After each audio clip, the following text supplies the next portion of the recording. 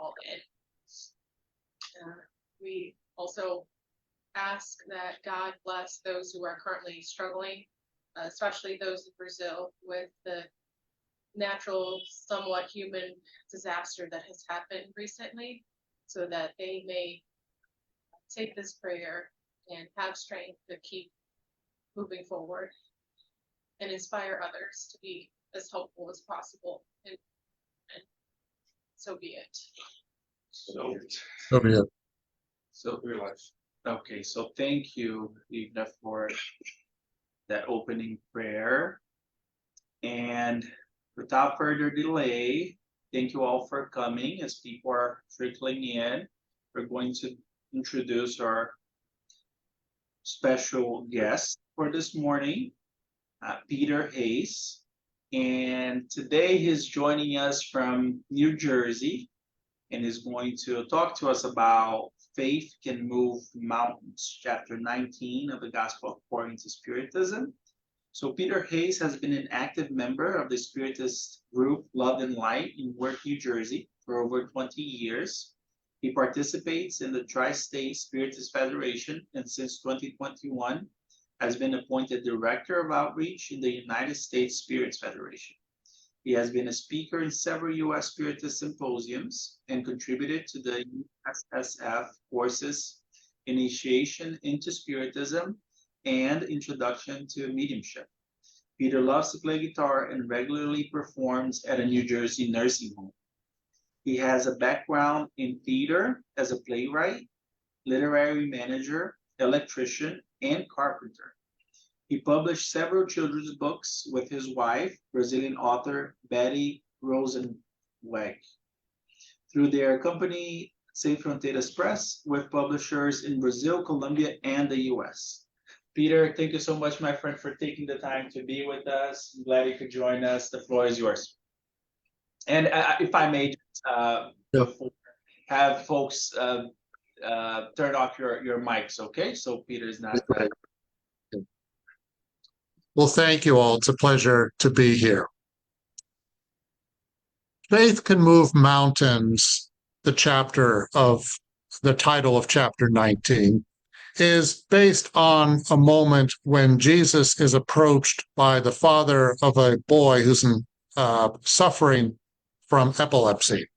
The father goes to Jesus and says that his son falls into the fire or stumbles into the water. And the father says that your disciples were not able to help him. They weren't able to cure him. And Jesus gets a little bit dismayed and says, "Oh, unbelieving generation, how long will you have me with you?" Then he says, "Bring the boy to me." And Jesus goes to the boy and he casts out the demon, or should we say obsessor spirit, because that's how Spiritism would understand this incident. And later, the disciples go to Jesus privately. They're a little embarrassed and they say, "Why couldn't we cure him?" And he says, "Because you have little faith." And he says that, and the famous line, "If you have faith like a grain of mustard seed, you will say to this mountain, 'Move from here,' and it will move, and nothing will be impossible for you." Now, what do we mean, or what is meant by faith can move mountains? The Gospel according to Spiritism tells us that the mountains are not to be taken literally. Rather, the mountains are the emotional mountains that we all have within ourselves. Prejudices of routine, material interests, selfishness, really any kind of flaw that we can think of, any time that we maybe resort to fanaticism, or we're very prideful, or we give in to passions, any kind of obstacle, an emotional, internal obstacle that we create for ourselves that creates mountains, in quotes, which then interferes with our ability to move forward in life. In fact, we often are confronting our own inertia in some way, and this can block the progress of humankind. It then goes on to say that robust faith, this is in item 2 of chapter 19, robust faith gives perseverance, energy, and resources to overcome obstacles. In other words, it gives us a sense of momentum. And that it's born in small things as well as great things. So it's not about faith to say save the entire world, but rather just to get through simple everyday tasks and sometimes bigger, more ambitious projects in our lives. But when we have a wavering faith, we start to doubt ourselves. And when we have a sense of self-doubt, then it reinforces a momentum against actually moving forward. And it goes on to say that we don't try to win, we don't seek the means to win because we do not believe that we can win. So obviously, this is commenting on the way in which faith is a lot about confidence. What about the attributes of faith? Well, faith is a confidence that can achieve a goal, certainly, but also, and this is important, that faith is calm and patient and knows how to wait. Doubtful faith can feel its own weakness. If we learn to be calm and patient, we know how to wait. Obviously, we're putting our trust in the future. That's part of what it means to have faith. And when we are insisting on something on an immediate result, in other words, if we try to be controlling and then we don't get what we want, we have faith that we're going to get something done. We're controlling about it. We don't get what we want, and then we get angry or upset about it. That shows an example of where the faith that we had was doubtful, and we didn't really have the right kind of faith. It's in a sense, faith built on a house of cards. And if we become violent, then we're trying to compensate in some way for a foundation that was never stable to begin with. But faith is important to be that we be humble as well. And item 4 points out that we should not confuse faith with presumption, that it is blended with humility. What does that mean? It means we have to be flexible. It means that we may not have all the answers for something, and we have to be open to new ways of understanding the nature of our existence when we realize that maybe how we understood things was not correct.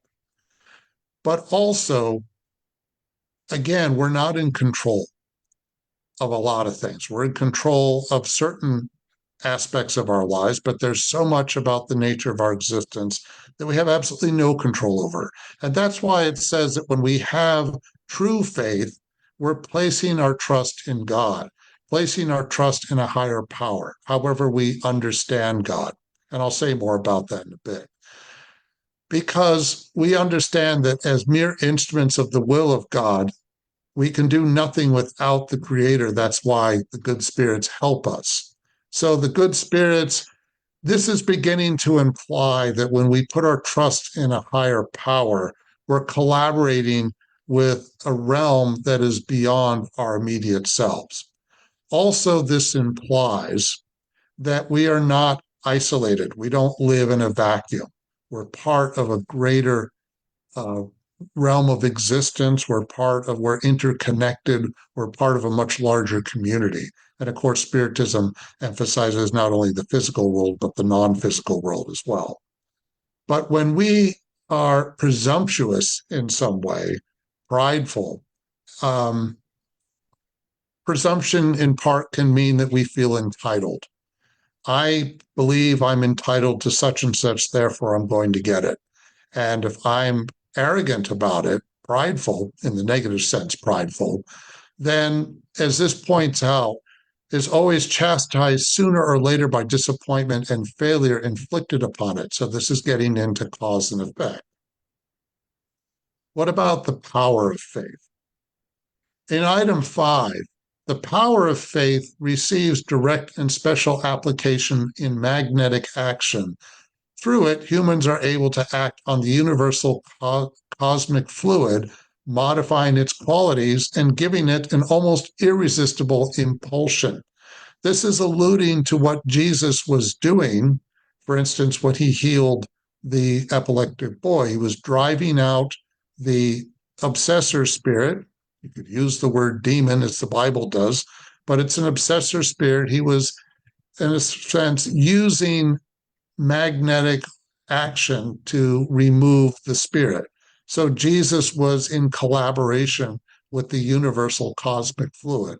You could say cosmic principle is another way of saying the same thing. And then this goes on to say that's why those who always possess great normal fluidic power, when impelled by an ardent faith, can, by directing their will towards the good alone, operate these strange phenomena of cures and others which formerly passed for miracles, but actually are only the consequences of a natural law. This is the reason why Jesus said to his apostles, you could not heal because you have little faith. But what exactly is meant by the universal cosmic fluid? Question 27 of the Spirit's book describes the universal fluid or cosmic principle as being an intermediary between the spirit and the body. The body's too crude for the spirit to act on it directly. But suppose it goes the other way. Suppose we evolve to a point that we're able to transcend the body somewhat. We evolve spiritually. Then we can also interact with the cosmic principle. And when it talks before about magnetic action, well, when we give passes, for instance, we're transferring energy from the other side to the recipient if we're the pass givers. But part of what contributes to that is we allow ourselves to be an open vessel. And if we have faith that we're actually helping that individual, then it can make a difference. But of course, in passes, the individual receiving the energy from a pass has to also believe that it's doing good, and also he or she has to do his or her own part outside of the center to try to evoke changes in his or her life. All of that is actually examples of faith in motion. In Genesis chapter 14, item 1, which is about fluids, it points out there are natural laws that govern spiritual life that we can find the key to miracles of this category. And the implication of this is that the phenomenon in which the spiritual element has a preponderant part, which cannot be explained solely by the laws of matter, escape the investigations of science. So Spiritism is saying that not only do we have the physical laws of the universe, of the universe, and certainly our planet, and many of these are observable, but there's also the laws that govern the invisible realm, the spirit realm, which are really in many ways outside the realms of science, but Spiritism argues these laws are just as real. Of course, this gets into a more complicated question, which I'm going to touch on a little bit. But the idea that the spirit world is subject to laws that are also a part of what is going on, for instance, in the miracle, what we attribute to miracles of Jesus. In Genesis, which talks about the miracles of Jesus, it makes some important points about the qualities of Jesus that allowed this magnetic action to be more effective, which is, it points out in Genesis chapter 15, item 2, that Jesus, in terms of his body, it was similar to our body, but as a spirit, he was a pure spirit, so he was more detached from matter. And he was more focused on the spiritual life than the bodily life. Most of us at our level are more focused on the bodily life. And it says that he possessed no weakness. His superiority over humans was not due to any particular qualities of his body, but those of his spirit, which dominated matter in an absolute way, and those of his perispirit drawn from the most quintessential part of Earth's fluids. The implication of this is that Jesus, because he was a pure spirit, he was an example of a spirit that had evolved and became more advanced. The more the spirit advanced, the more it has options available to it in relation to matter than we, for instance, at our level, are likely to have. It goes on to say that his soul was to hold on to the body only through strictly necessary links. Being constantly released, it had to give it second sight not only permanent, but of exceptional penetration, which was well in excess of the one found in ordinary human beings. So when he cures the epileptic boy of the spirit obsessor through second sight and so forth, he knew exactly what was going on with him. He knew how to focus the energies that were necessary. By the way, this part of the book Genesis does stress that Jesus as a medium didn't need an intermediary. It goes so far as to say that Jesus was a medium of God, so to speak. That is, he could channel directly superior powers than most of us are able to do. But it goes on to say that his abilities were beyond that of normal human beings. But it also says the same applied to all phenomena that depend on the paraspirit or parapsychical fluids, and the higher quality of these fluids gave him an immense magnetic power seconded by an unceasing desire to do good. So between his ability to draw upon superior energies, fluids, if you will, magnetic power, combined with a desire to work on behalf of the good, that's what gave him the ability to cure. So what is the definition of faith? Well, we talked about some qualities of faith already. Certainly it's connected to confidence, it's connected to humility, but also these are some definitions from Webster.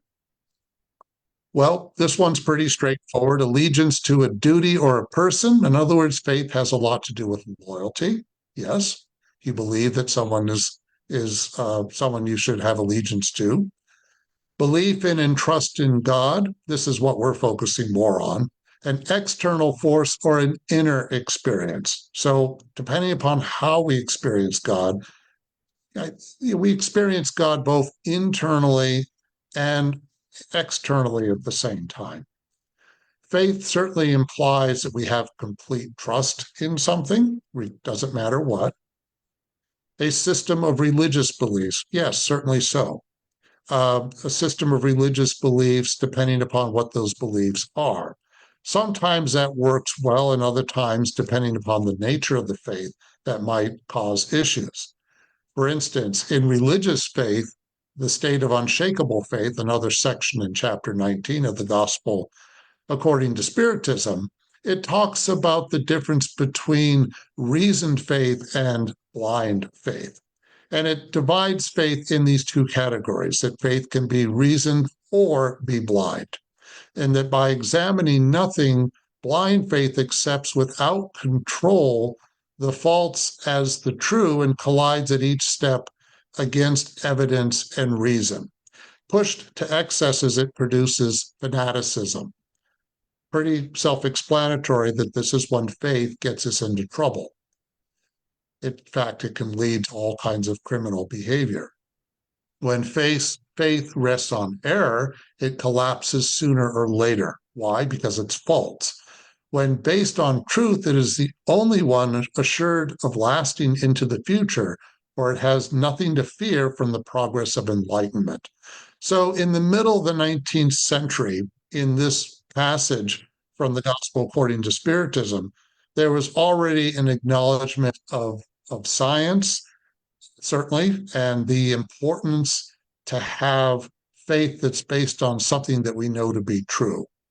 Because it says, since whatever is true in the shadow is also in broad daylight. So when we have faith in something that is actually true, it will definitely stand the test of time.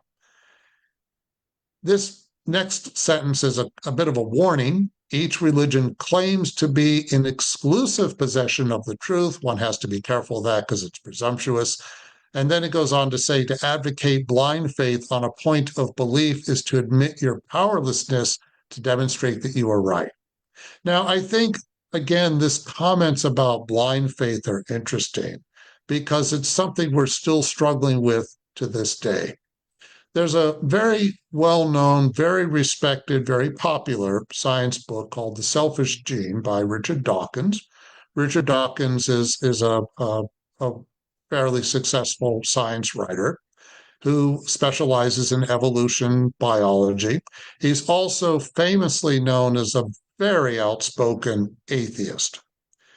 In this book, The Selfish Gene, his attitude towards faith is kind of hostile because the way he puts it is faith is a state of mind that leads people to believe something, it doesn't matter what, in the total absence of supporting evidence. He emphasizes total absence of supporting evidence. Well, he's definitely talking about blind faith. In this case, Spiritism would certainly agree with him on that. He also would argue that when faith leads to certain fanatical behavior, it really is delusional and outright criminal. But there are other ways of countering this.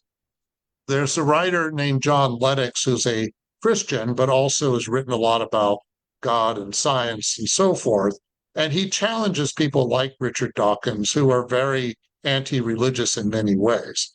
And he says that we all know how to distinguish between blind faith and evidence-based faith. We are well aware that faith is only justified if there's evidence to back it up. And then he goes on to say that evidence-based faith is the normal concept on which we base our everyday lives. So it's easy to trash blind faith. And in this day and age of science, and science obviously has advanced so much since the time of Kardec, has advanced enormously in the last 400 years, the era of more moderate science. Blind faith is just more and more unacceptable, even though obviously many people cling to it like mad.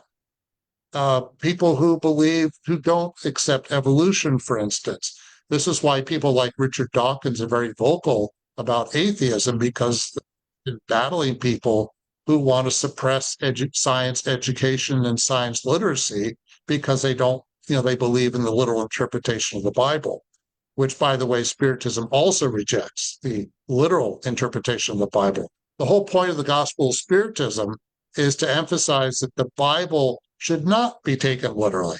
It's often metaphorical in many ways. In item 7 of chapter 19 from the Gospel according to Spiritism, again, faith can move mountains, it makes the important point that the dogma or blind faith creates a bigger number of non-believers, and this is a genuine problem. It alienates people. Many people have turned away from organized religion for reasons like this. It also makes an interesting point. It's alluding to reincarnation, which is that for some, faith comes easily. That is, our ability to assimilate spiritual truths is a sign of previous involvement. In other words, we've been down this road before in prior incarnations, and so we've developed a deeper connection to what it means to have faith.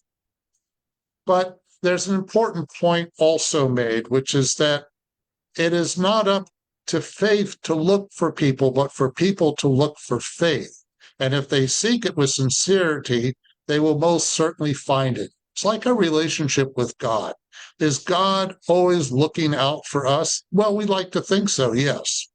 But our connection to God depends on us. We have to do our part. We have to be open to receiving and connecting to a higher power, to a realm that's beyond ourselves. As I mentioned before, part of what it means to have faith is that we rise above this attitude that we live in a vacuum, we're an island, it's just me, myself, and I, and that's it. Item 7 also points out that unshakable faith is only that which can meet reason face to face in every human epoch. In other words, every period of human history. In other words, we start to use reason to develop faith. Spiritism describes itself as a reasoned faith, and of course, it's adamantly opposed to blind faith. We're encouraged to use our reason. But then here's another question. Is all knowledge that we have only based on reason? Is all knowledge that we have only based on empirical evidence? No, absolutely not. Reason takes us a long ways, But if we're only using logic and reason and we don't have evidence, then we may discover at some point when evidence arises that our reasoning is actually faulty. What about evidence as the only basis of truth? Well, Richard Dawkins, for instance, emphasizes that if you have evidence of something, you know it's true, then you don't need faith. So faith, again, is based upon a lack of evidence.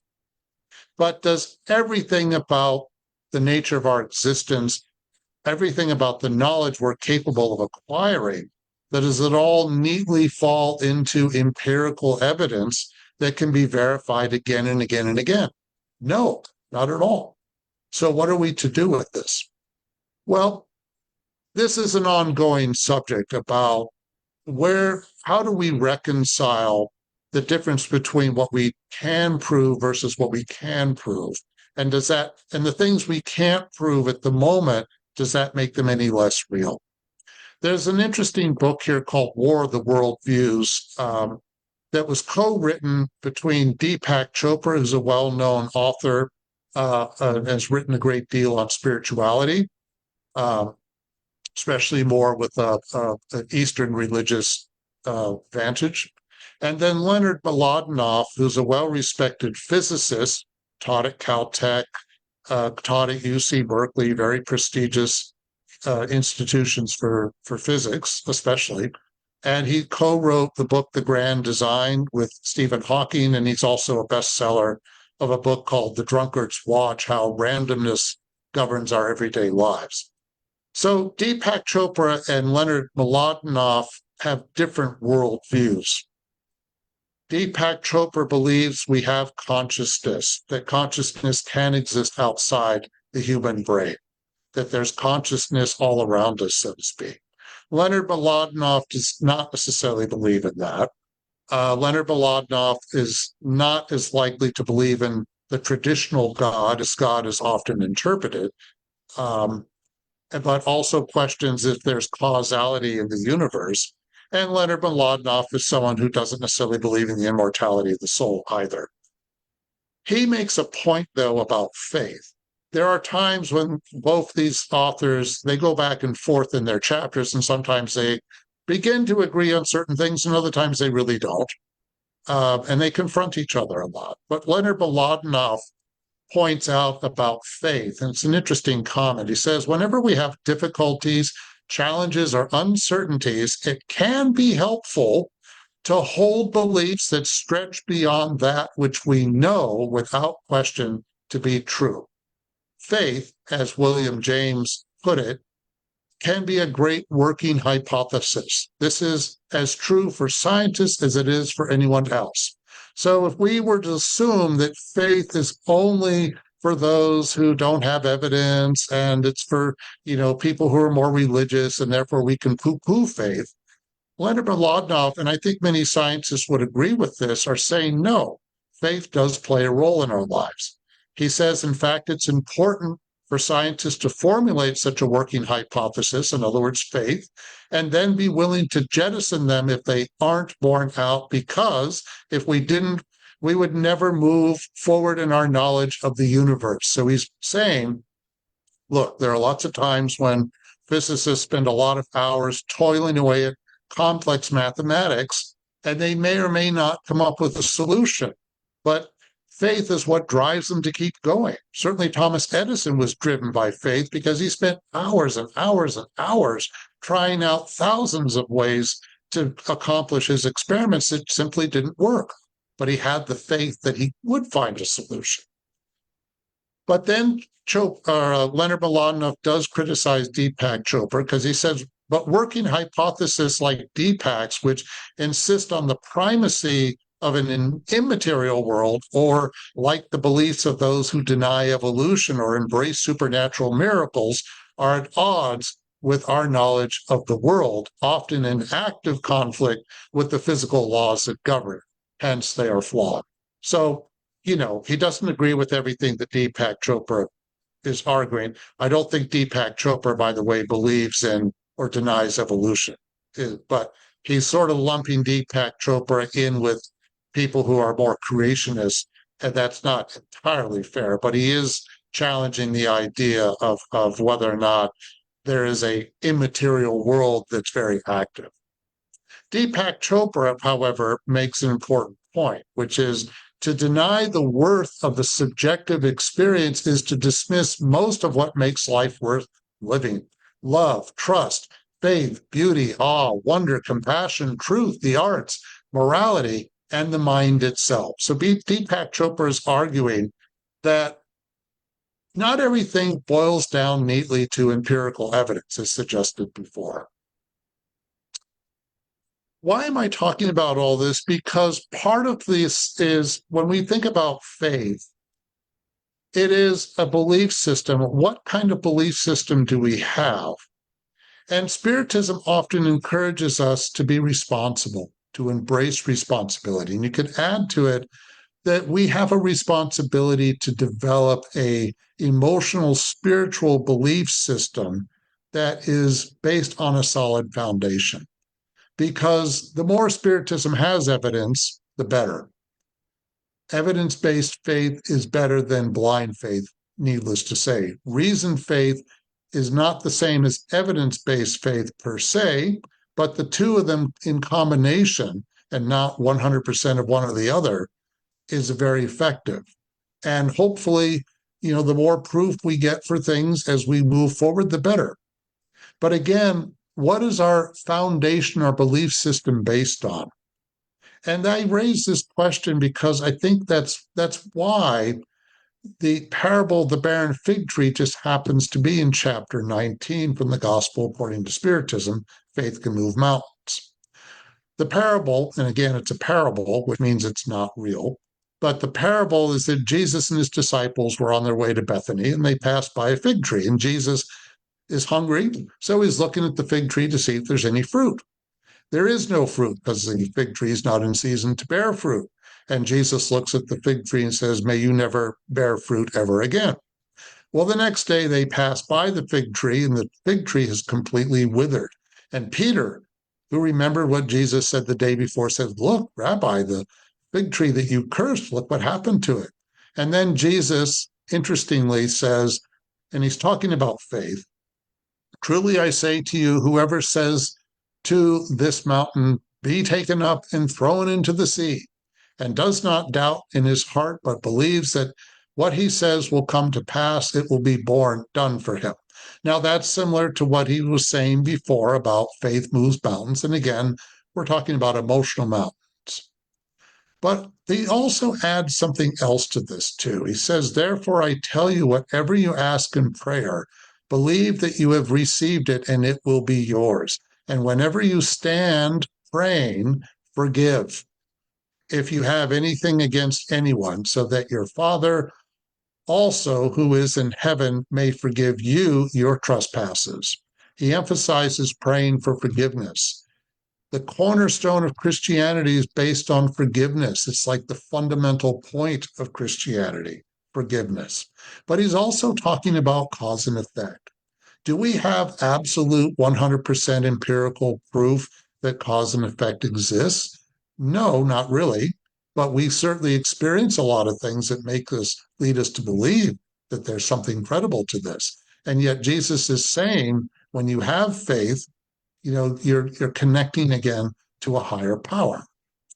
Item 10, also part of the parable of the barren fig tree, does point out that mediums, makes a comment about mediums. Why? Well, it points out that the duty that mediums have as interpreters, and it then equates mediums as being like, quote, trees, which must give spiritual nourishment to their brothers and sisters.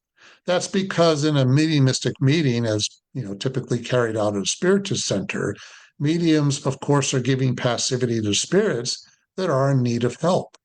And therefore, the mediums are helping to facilitate spiritual nourishment, because when a counselor's interacting with a medium and working and collaborating and learning from the mentors that are governing a mediumistic meeting, the effort and the intent is to help the spirits that show up at the mediumistic meeting via the mediums.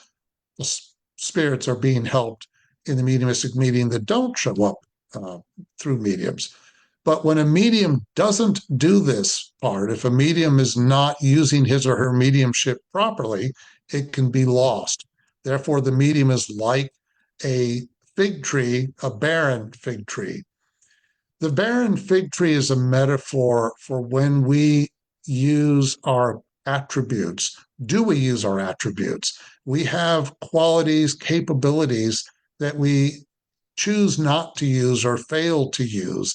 Then we're like the barren fig tree. So when we have certain talents, certain abilities, we have a duty to use them, to share them with others. But also, the barren fig tree can be people who cling to utopian ideas that are unrealistic or dogmas, fanaticism, and so forth. If you think of the 20th century, many of the worst wars of the 20th century were about ideology. World War II, definitely about ideology. Nazism, communism, those kinds of ideologies, fascism. You could add capitalism as well because the US got involved in wars for that sake, etc. I'm not trying to make a political statement, but it is historically true that many conflicts in the 20th century, there was a strong emphasis on ideology. And when there's a war over territory, usually a war like that only goes on for a little while. But when you have wars over belief systems, ideological beliefs, my goodness, those kinds of wars can go on for centuries sometimes. There's another section in chapter 19 which talks about faith, the parent of hope and charity. And what it's saying is that hope and charity are the consequence of faith, and that all three, faith, hope, and charity, are like an inseparable trinity. It points out that faith, again, is a divine inspiration of God. Sometimes we have evidence, sometimes we don't, but it awakens to all noble instincts which lead a person to good. So having faith, making ourselves open to receive inspiration, as it were, we can be led, encouraged to work on behalf of the good. And the more we do that, the more we develop our faith that working on behalf of the good has a payoff. It is the foundation, but we should also pursue goodness for goodness sake and not expect a reward.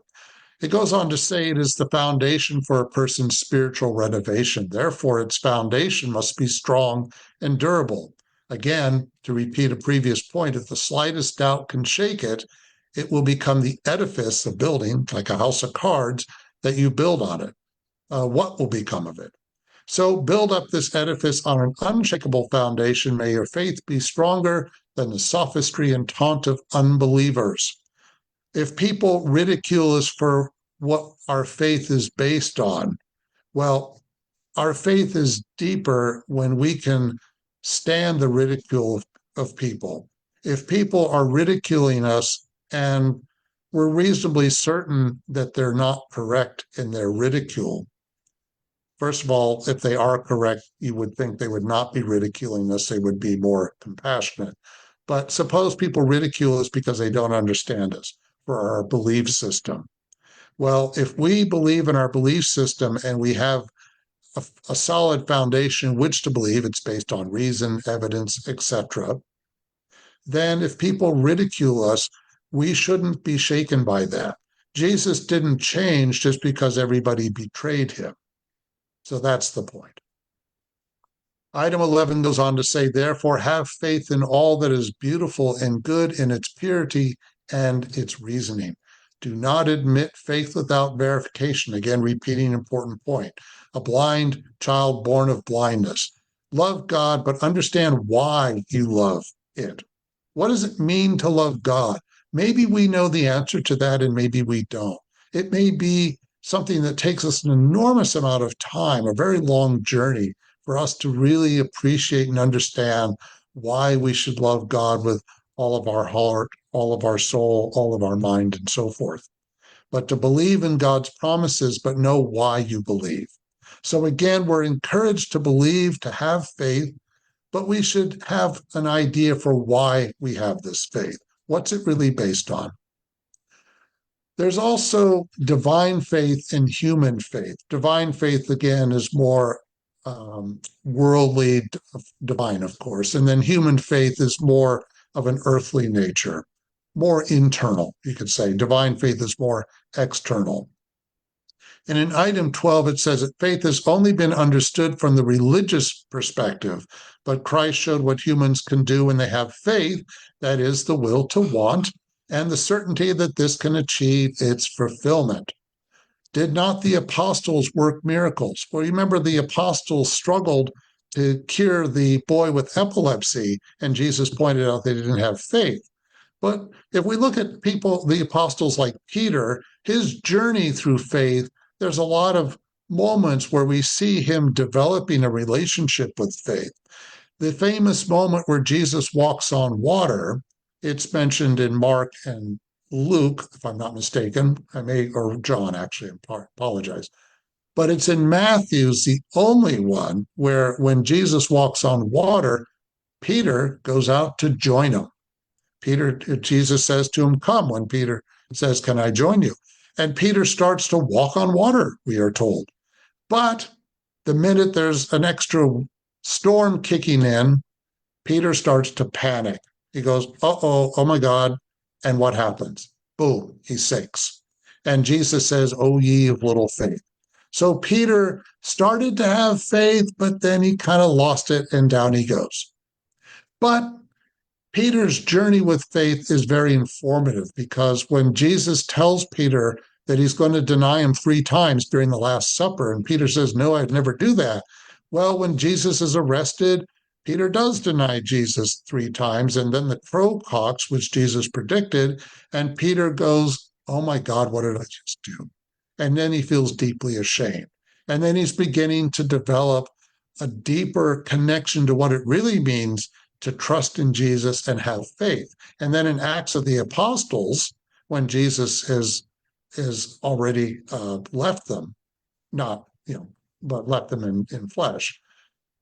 In the early part of Acts of the Apostles in chapter 3, Peter has developed his faith at this point. He's at the Second Temple, and a lame beggar asks him for alms, and Peter says, I do not have any money, but this I do have, in the name of Jesus, walk.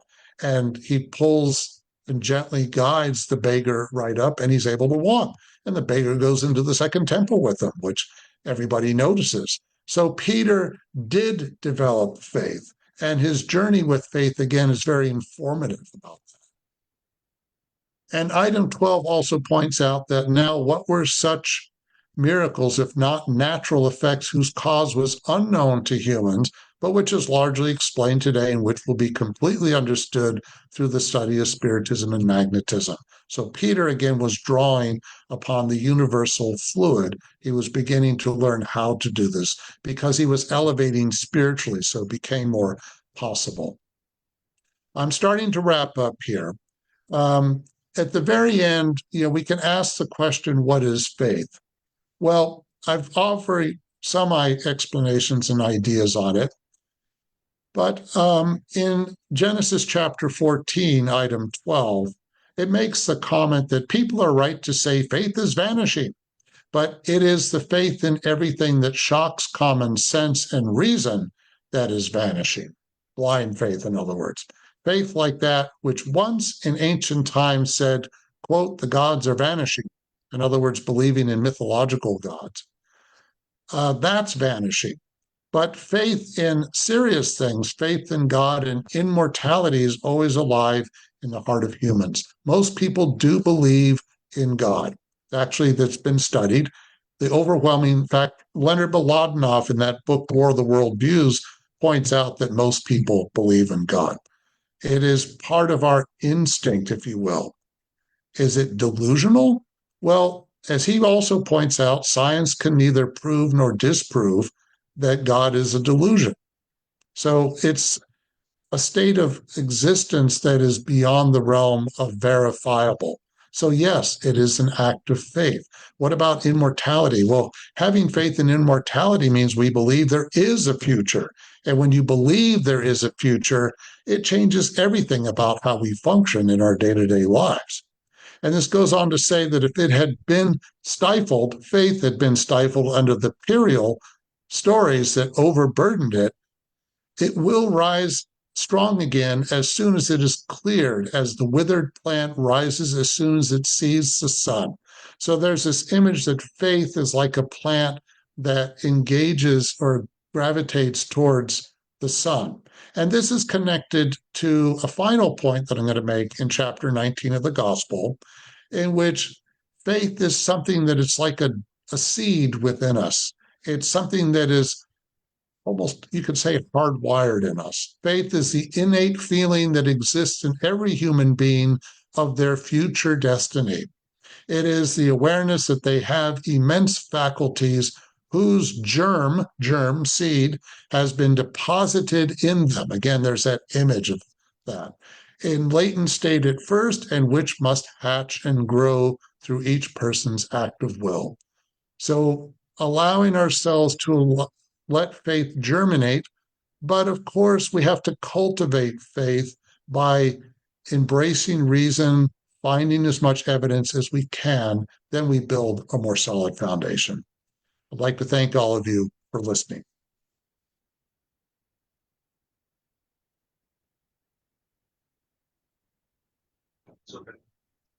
All right, so thank you so much, Peter. That was a remarkable lecture, my friend. Oftentimes when we, assign topics or hear lectures, obviously every individual has a different approach, hence the benefit of inviting multiple guests. But I really appreciated your systematic, approach to covering every item, bringing outside resources. So again, heartfelt thanks to your efforts there. And if it's okay with you, I'm actually going to open up the floor so that folks can interact with you. Feel free to unmute your mics and say your thanks or ask a question or two. And we'll be doing that for the next 10 minutes here, guys. Okay. Hi, Peter. Hi. Thank you so much for the lecture. I particularly love when there are conflicting demonstrations to whatever point is being shown, shared, not just from a spiritual perspective, even when I'm presented this in other means. I really like it when people bring the opposite, and you bringing some of the points of some of the atheists that you've read are, I think, are appreciative for us to see. So it doesn't seem like we're being blindly corralled toward just one direction. Correct. Thank you for that. My question, and I feel like it's somewhat answered, is where do you feel in the distinguishment between blind faith and a reason-based faith? Where do you feel really one ends and the other one begins? Because I almost have a feeling like there's at the start of faith, there's a small sense of blindness to it before it actually can become more solidified. Right. Faith. I think an important point is this. Part of what it means to have blind faith is that you don't realize it's blind faith. So I don't mean to pick on creationists or people who believe in the literal interpretation of the Bible. But one of the things that scientists get really frustrated by, and actually Leonard Mlodinow points this out too in his book with Deepak Chopra, scientists are willing to, they may have a belief about something, but then when new evidence overturns what they thought was correct, they're willing to abandon it because they realize they were wrong. His complaint is that people who are stubbornly religious refuse to change no matter what you show them. I mean, there's videos of Richard Dawkins taking a creationist to a museum and showing him this creationist archaeological evidence for evolution, and their attitude is like, oh, this is fake, it's not real, etc. So you can understand how frustrating that must be. So I would emphasize it this way. We may start off with blind faith, as it were, or we start to believe in something. But as long as we investigate it enough and go, okay, there are certain things I do believe in. I can't prove it 100%, but something about it feels right to me. And I know that I'm doing that. That's certainly better than blind faith. So if you want a division between blind faith and, say, reasoned faith, it's when you realize you're using logic and reason, and there may be some evidence, but maybe not overwhelming conclusive evidence. And I think that puts us on a more solid ground. And as Kardec emphasized in, I believe it's in Posthumous Works, which unfortunately is not available in English, and it's elsewhere too. I think it's in Spiritism in its simplest expression. If science proves that something we believe to be true is not correct, and it's definitely not correct, then we have to follow science. So it's tempting to believe certain things because it makes us feel good. But if there's a way to prove it's either correct or false, we have to respect what that conclusion is. But often about a lot of things, sometimes the jury's out. There's a lot of things about that science is still struggling to have answers for. Peter, I really like the way that you kind of mentioned this transition, because the transition between blind faith and reasoned faith, it is a personal journey, right? Because yes, for people to go from that, sometimes because religious belief is such a powerful belief that we have in us, sometimes we have to begin making a transition in other aspects of our lives first, to begin accepting scientific concepts, to begin accepting the critical thinking on this is not just black and white, but there are shades of gray in nature. right. And then at some point, that reasoning that has been sedimented begins to instigate the religious aspect of a person's life. And that's why we are such in different steps in our journey, right? There are some that are behind us, some that are later forward. But at some point we're gonna get there. I would say too that what adds to some people sometimes just being stuck on the whole idea of blind faith, and we've experienced this not too long ago with the idea of people being attached to fake news or a flat earth, the flat earthers, etc., is it deep down there's a sense of shame to the recognition that you were wrong and Yes, that you were fooled or easily fooled. Therefore, you would rather stick to the idea of that to what you believe in versus accepting that you were wronged at some point, right. whether Yes, it's not or wronged by other people. So this whole idea of blind faith sometimes will have a longer a period versus the actual transition because people are so stuck on their pride or their yeah, I was about to say, I think you're right about that. I think blind faith is not really faith at all. Blind faith is more about being stubborn, prideful, and afraid, as you said.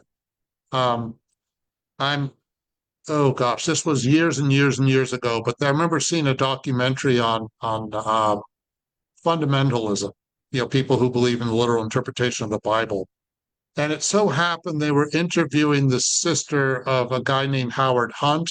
You may or may not remember the Watergate scandal from over 50 years ago, and Howard Hunt was involved in that, if I'm not mistaken. Been a while since I researched this, but Howard Hunt was this kind of shady character who did some very bizarre things. And it so happened that his sister was a very religious person. And they asked her, how can you believe in something that science says is not correct? And she said something to the effect of, if you can't believe in it, then what can you believe in? So this need for absolute certainty, that makes people feel secure. I want to be able to latch on to this and believe it. So I don't care what other people say. This is what I believe. I love that. Thanks for additional thoughts. And you guys can appreciate how Peter is very eloquent, right? Even in his lecture, you might think that, oh, he's given the lecture before, which he may have, but just in answering the questions, you're very calm with your answer, very logical. And that goes to show, even with like the thoughts that are and comments that are being floated, right, in this discussion, how Spiritism welcomes, right, debate, welcomes different points of view, and that's what Kardec, did, right, in codifying the doctrine, right. And one last point I want to make, when you talk about, faith being a solid foundation, right, and not being this edifice built on a house of cards. And when we think about the New Testament, right, and the letters of the different apostles, and there's a specific letter from James, right, the Acts, after the Acts of the Apostles, where he's going to say that faith, in order to be living, right, it needs to have works, right? So, Yes. so that's why the slogan of Spiritism is not outside of Spiritism, there's no salvation, right? But outside of charity, there's no salvation. And charity is not the love in action, right? So when in doubt, when we ask ourselves, do I have faith, right? Take a look at your life, right? Take a look at what you do. Are you practicing what you're preaching, right? Is your faith living? Are you building your faith in a solid foundation so that when the storm comes, which will inevitably come for all of us if we're not in it already, right? We're going to have something real to hold on to, right? The peace of mind, right? It absolutely has to be active. And, that's, as you were just saying, the more we are active in our faith, the more it deepens and becomes strengthened, I should say. Any other comments, folks from Yeah, the we have a internet? question here in the Sure. chat. It says, in your opinion, how is science and faith connected? I'm sorry, what's that? There's a question in the chat, and it says, in your Oh, opinion, yeah, let me look at it. Okay. science and faith connected? How are science and faith connected? I liked actually, I liked how Leonard Mlodinow puts it. And I think he did connect science and faith, because the idea is you start to work towards something, you're trying to figure something out, you have absolutely no idea how you're going to get there, but something tells you keep at it. What is that? Is that not faith? Yes, it's confidence. You can have faith like that without it being arrogant either, because as mentioned, being calm and patient is certainly part of good science. Sometimes, I mean, right now, physicists are trying to see if there is a unified theory for the entire universe. Well, Einstein figured out a relatively simple equation. It's not simple, but it's an equation for gravity. But the rest of it, the equations that have been formulated are really complex. Is there a simpler equation that kind of puts everything together? Well, this is something that has really stumped physicists, and I don't know that there's any time soon that might be developed. Richard Feynman, I hope I pronounced his name right, who was a very respected physicist, said, if we discover a unified theory for everything, that would be great. That's wonderful. But if we discover that the universe and the nature of our existence is really like an endless onion in which you just keep peeling away the layers and the layers and the layers until you give up, that's fine too. So he was easygoing either way, I guess. But again, just to repeat, part of what it means, I think the connection between science and faith is when you believe that even though you don't have an answer for something now, there is an answer out there somewhere. Nice. I like that. All right, guys. I see Eliana, Ana, Mila, Marga, Vera Lúcia, Sol, Glaucia, Cynthia. Any other comments or things you guys want to express by unmuting your mic? We're gonna wrap up here in 3 minutes or so. Hi, Peter. I first wanted to Hi, say Cindy. Hi. thank you so much. Mhm. It was not only a pleasure, but it was so uh, enlightening, and we appreciate having you Thank here you. on a Saturday, kind of morning, afternoon. You are in the East Coast, right? Yeah, it's 1 o'clock here. Yeah, Yeah. so the Mhm. afternoon. So thank you so much. I just will to the question about the relationship between science and faith, right? And to what you said, and also to what you said previously. And I think that that is in the What's the Spiritism, and also in the posthumous work, that Spiritism, it reflects so much of that reasoned faith that, Mhm. as you said, right, and replicating what Kardec said, if science disproves something that is a pillar of Spiritism, Kardec tells us, let's embrace science, right? Yes, I think that yes, so much confidence, uh, the rationale is so strong for everything that Spiritism puts out there for us. So, yeah, I think that that speaks volumes about how Spiritism is flexible, if you will, right. reasons, right? Yes, you're absolutely right, because at the end of the day, we are, if we get locked into a belief system too much, then what is that? Is it not, turning into inflexibility?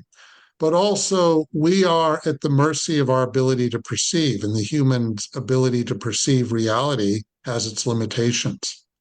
So we have to always be open to understanding that what we think is correct now, it may be correct in the future about certain things, certain phenomena, for instance, but we may discover that, we didn't quite have it right.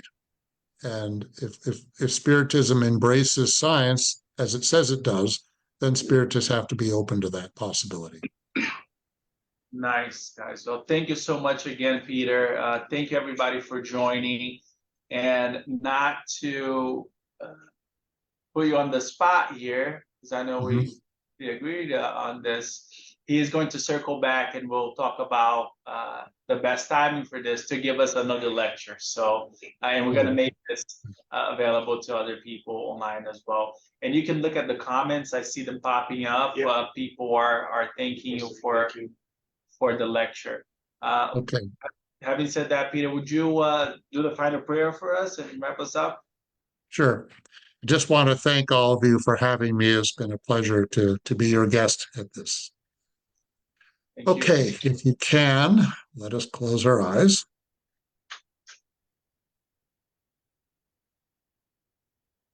Dear God, dear Master Jesus, please bless this day. Please bless this life that we have. Please bless the journeys that each and every one of us is on. May we do our best to be in harmony with the truth, to go wherever we need to go to embrace the truth. And may we always do our best to be in harmony with the good. May we understand and do our best to transform from within, to have the courage and the faith to overcome the obstacles we have in front of us and in the distant future.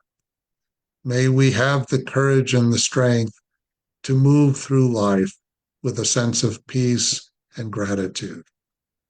May this be a blessed era. Amen. Amen. All right, friends. Have a wonderful, safe holiday weekend, and see you all sometime Yes. soon. Thank you, everyone. Have a wonderful holiday. Okay. Take care, everybody. Thank you.